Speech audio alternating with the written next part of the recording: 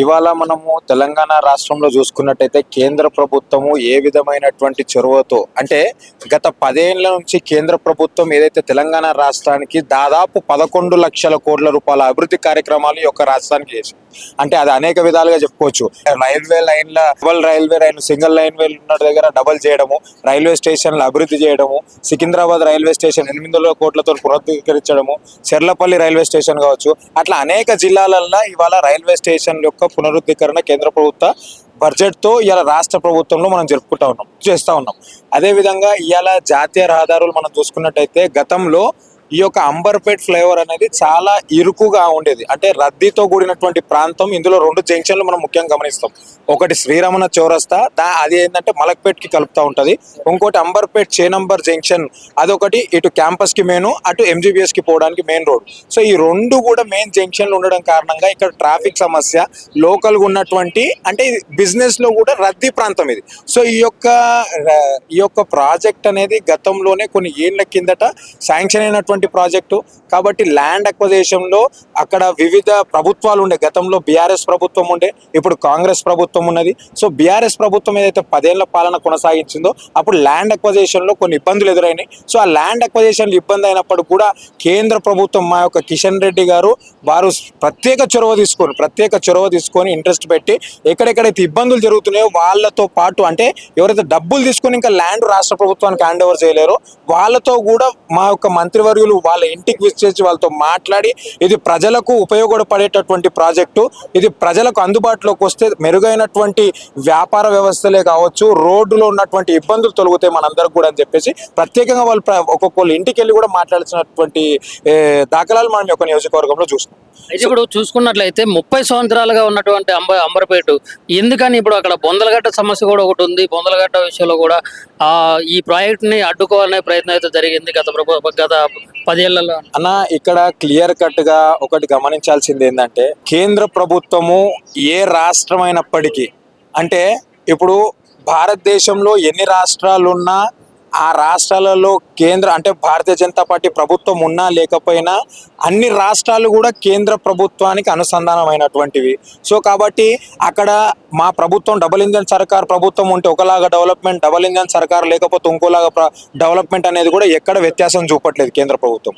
So అన్ని చోట్ల అన్ని రాష్ట్రాలలో ఏ విధమైనటువంటి డెవలప్మెంట్ జరుగుతుందో అదే రకంగా తెలంగాణకి ఏదైతే హక్కుదారుగా తెలంగాణకు రావాలనో నిధులు, అదే రకమైనటువంటి నిధులు కేంద్ర ప్రభుత్వము ఈ యొక్క రాష్ట్రానికి ఇచ్చేసి అభివృద్ధిలో ప్రథమ పదంలో ఉంచుతా ఉంది, దాన్ని సహకరిస్తా ఉన్నారు. ఇప్పుడు అదే విధంగా చూసుకున్నట్లయితే కాంగ్రెస్ ప్రభుత్వం మొత్తం చేసింది ప్రతి ఒక్క అభివృద్ధి కూడా తెలంగాణ సంబంధించి ఉమ్మడి రాష్ట్రంగా ఉన్నప్పటి నుంచి కూడా అభివృద్ధి అనేది కాంగ్రెస్ తోనే సాధ్యమైనట్టు కూడా మాట్లాడుతున్నాం. ఇప్పుడు ఉమ్మడి రాష్ట్రంలో ఉన్నప్పుడు మనం కాంగ్రెస్ యొక్క అభివృద్ధి చూసినాం, మనం ఇన్ని యొక్క జాతీయ రహదారులు ఎక్కడ అభివృద్ధి చూసినాం. సరే కాంగ్రెస్ ప్రభుత్వం హయాంలో ఉన్నప్పుడు మనం ఇక్కడ హయత్ నగర్ నుంచి మొదలు పెట్టుకుంటే అది సూర్యాపేట్ కోదాడ వెళ్ళే హైవే.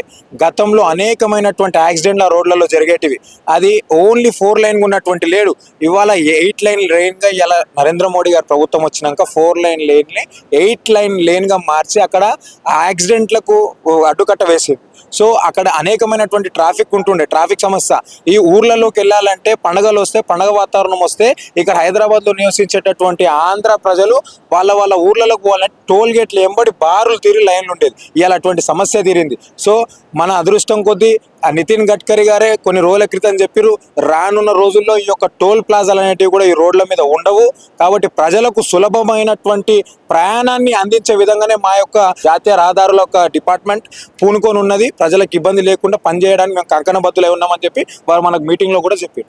అంటే దోసుకోవడమే లక్ష్యంగా ఉన్నటువంటి పరిస్థితి. ఇక్కడ జిఎస్టీలు కానీ లేకుంటే ఏదైతే ట్యాక్స్లు ఉన్నాయో, ఏవైతే పన్నులు సంబంధించి అదని ఇదని చెప్పేసి కూడా ప్రజల రక్తం కూడా పీల్చే పనిలో ఇట్లా కేంద్ర ప్రభుత్వం ఆలోచన ఉందన్నట్టు. అన్న ఒకటి, దేశం ముందుకు నడవాలి అంటే ట్యాక్స్ అనేది కంపల్సరీ ఉండాల్సినటువంటి విషయం. సో ట్యాక్స్ అనేది ఏ విధంగా ఉండాలా, ఏ స్లాబ్ రేట్స్ ప్రకారంగా ఉండాలనేటిది మనకు కేంద్ర మంత్రివర్యులు నిర్మలా సీతారామన్ గారు ఆర్థిక సంవత్సరం బడ్జెట్ ప్రవేశపెట్టినప్పుడు చాలా క్లియర్ కట్గా ఇచ్చినారు. ఈ గత సంవత్సరాలతో పోలిస్తే ఈ సంవత్సరం చాలా ట్యాక్స్ ఎగ్జామ్షన్స్ కూడా మనం చూసినాము. సో ఉద్యోగులకైతే ఒక రీత్యా, చిన్న సన్నకార వ్యాపారులకు ఒక రీత్యా. కాబట్టి ఎందుకంటే దేశం ముందుకు అభివృద్ధి పదంగా ముందుకు నడవాలంటే ట్యాక్స్ల రూపకంలో మనం కట్టేటటువంటి పన్ను ద్వారానే అక్కడ ఏ ప్రభుత్వం ఉన్నప్పటికీ, అది కాంగ్రెస్ ప్రభుత్వమా, బీజేపీ ప్రభుత్వమా, ఇంకో ప్రభుత్వమా, ఏ ప్రభుత్వమైనా సరే ప్రభుత్వాన్ని నడపాలి, ప్రజలకు అభివృద్ధి కార్యక్రమాలను ముందుకు తీసుకుపోవాలంటే ట్యాక్స్ అనేది కంపల్సరీ. ఎందుకంటే గవర్నమెంట్కి ఎక్కడ కూడా డబ్బు పుట్టదు. ప్రజలుగా మనం సంపాదించే 10 రూపాయలలో 1 రూపాయి గవర్నమెంట్ ట్యాక్స్ కడితేనే ఆ ట్యాక్స్ యొక్క పైసలు మన అభివృద్ధి కృషి చేస్తుంది ప్రభుత్వం. కాబట్టి జిఎస్టీ అనే దాన్ని తప్పు పట్టడానికి లేదు, ఉండవలసినటువంటి విషయమే. కాబట్టి దాంట్లో ఏమైనా వెసులుబాట్లు ఉంటే దాంట్లో ఏమైనా చేంజెస్ చేసుకోమనేటువంటి మార్పులు చేర్పులు చేసేది ఉంటే కేంద్ర ప్రభుత్వం తప్పకుండా దాని మీద దృష్టి సాధిస్తుంది, దాన్ని ముందుకు తీసుకెళ్తుంది. కేంద్ర ప్రభుత్వం సిటీలు, ఈ రోడ్లు, రహదారులు ఇట్లాంటివే కాకుండా గ్రామ స్థాయిలో కూడా అభివృద్ధి చేసేటటువంటి పరిస్థితి తీసుకురావాలి. గ్రామ స్థాయిలో ఉన్నటువంటి వాళ్ళకి చాలా మందికి ఉపాధి కూడా దొరకనటువంటి పరిస్థితుల్లో ఉన్నారు. వాటి మీద అంటే దృష్టి సారించి అటువంటి అభివృద్ధి చేస్తే మాత్రం ప్రజలందరికీ ఉపయోగపడే దిశగా ఉంటుంది. ఇవాళ కేంద్ర ప్రభుత్వం గ్రామ స్థాయిలో అభివృద్ధి చేస్తలేదు అనడం చాలా హాస్యాస్పదం. ఎందుకంటే ఇవాళ గ్రామాలలో అభివృద్ధికి ఇస్తున్నటువంటి ప్రతి రూపాయి కూడా ఇవాళ కేంద్ర ప్రభుత్వానికి సంబంధించింది. ఇలా గ్రామీణ సడక్ యోజన కింద ప్రతి గ్రామాలలో వెనకట మట్టి రోడ్లు ఉంటుండే కాంగ్రెస్ ప్రభుత్వం కానీ ఇతర ప్రభుత్వాలు మనం చూసినప్పుడు, టీడీపీ ప్రభుత్వం చూసినప్పుడు, ఇవాళ అటువంటిది గ్రామీణ సడక్ యోజన కింద ప్రతి గ్రామాలలో సీసీ రోడ్లు మనం చూస్తూ ఉన్నాం. సో ఇవాళ ఎల్ఈడి బుగ్గలు కేంద్ర ప్రభుత్వం ఇస్తా ఉన్నది, అది చూస్తూ ఉన్నాం. ఇలా గ్రామ పంచాయతీ నిధులు కేంద్ర ప్రభుత్వం ఇస్తా ఉన్నది, అది మనం చూస్తూ ఉన్నాం.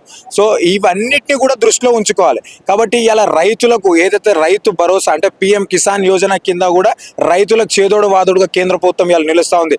రాష్ట్ర ప్రభుత్వంతో పాటు కేంద్ర ప్రభుత్వం కూడా ఇలా రైతులకు చేదోడు వాదోడుగా నిలుస్తూ ఉన్నది. కాబట్టి ఎక్కడ కూడా కేంద్ర ప్రభుత్వం నిర్లక్ష్యం ఎక్కడ కూడా లేదు.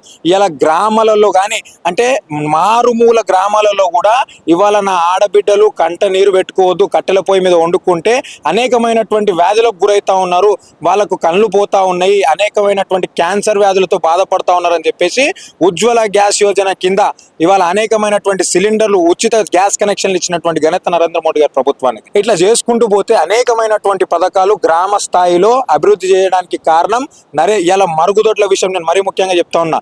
ఆరు బయట మహిళలు మలమూత్ర విసర్జనలు వెళ్ళాలంటే ఇలా సిగ్గుతో ఉండేటటువంటి పని. అంటే నా ఆడబిడ్డలు సిగ్గుతో తలదించుకోవద్దని చెప్పేసి ఇవాళ గ్రామ స్థాయిలో కానివ్వండి, ఇవాళ స్వచ్ఛ భారత్ కింద ఇవాళ మహిళలకు మరుగుదొడ్లు కట్టించేటటువంటి కార్యక్రమం, అంటే మహిళల యొక్క గౌరవాన్ని పెంచేటటువంటి ప్రయత్నం ఇలా నరేంద్ర మోడీ గారు ప్రభుత్వం చేసిందని చెప్పి కూడా ఈ సందర్భంగా తెలియజేస్తాం. ఇప్పుడు అదే విధంగా చూసుకున్నట్లయితే ప్రతి ప్రజలకి విద్య, వైద్యం అనేది చాలా ముఖ్యమైనటువంటిది.